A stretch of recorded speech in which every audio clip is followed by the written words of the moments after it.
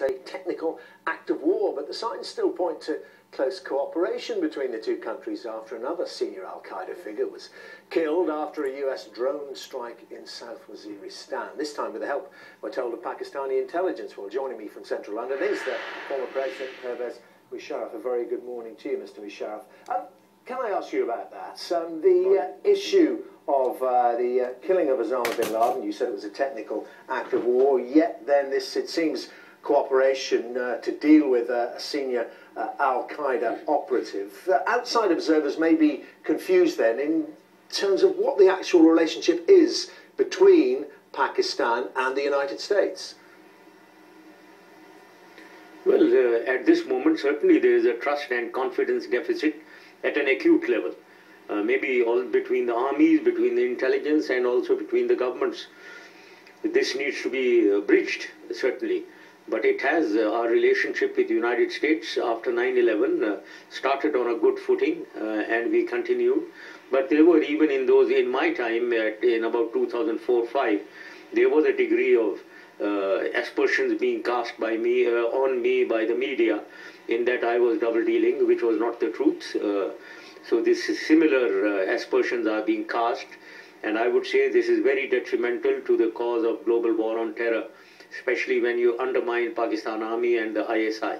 Well, maybe, I mean, you talk about the double dealing, but, you know, the suspicions, particularly about Osama bin Laden, it seems, been able to live in Pakistan, you know, in some degree of comfort for 5 years. The sense that somebody didn't know is certainly a valid one, is it not?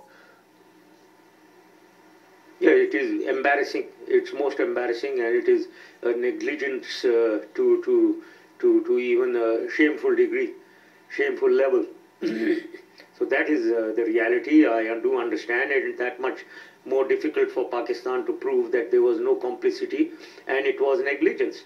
But I, having been at the helm of affairs for 9 years, knowing the ISI and knowing how the army operates, I know for sure that there was no complicity, and it is a very serious case of negligence which needs to be investigated, and those who were negligent need to be punished. And talk to me about these drone raids, which seem to have increased under President Obama. The latest killing, as I said, the al-Qaeda operative carried out, we believe, by a drone. It's causing a lot of unease, not just in Pakistan, but in Afghanistan as well. Yes, absolutely. Absolutely. They are causing a lot of unease in Pakistan and also in Afghanistan now, because of the collateral damage that they cause.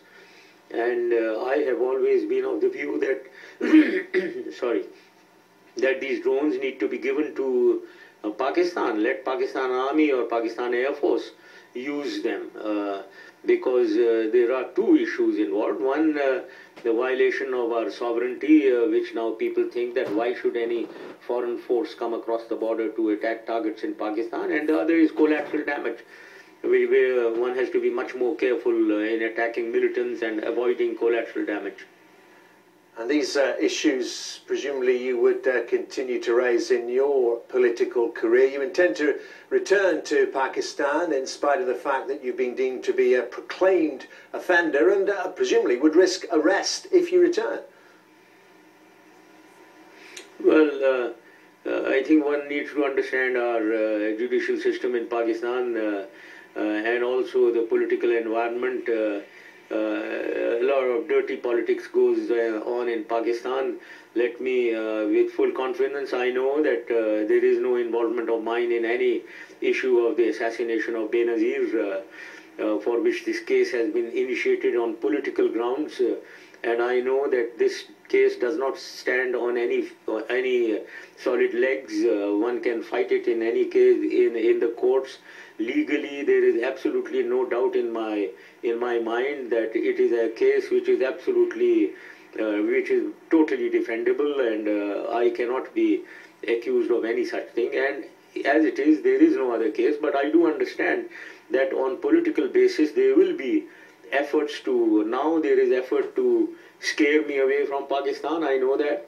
And when I reach there, there will be efforts to, again, to involve me and embroil me all in all these politicized cases. which are far from the truth, and I'm prepared to fight them in the courts. And you talk about when you intend to... support, may I say... Right, you intend to return next year?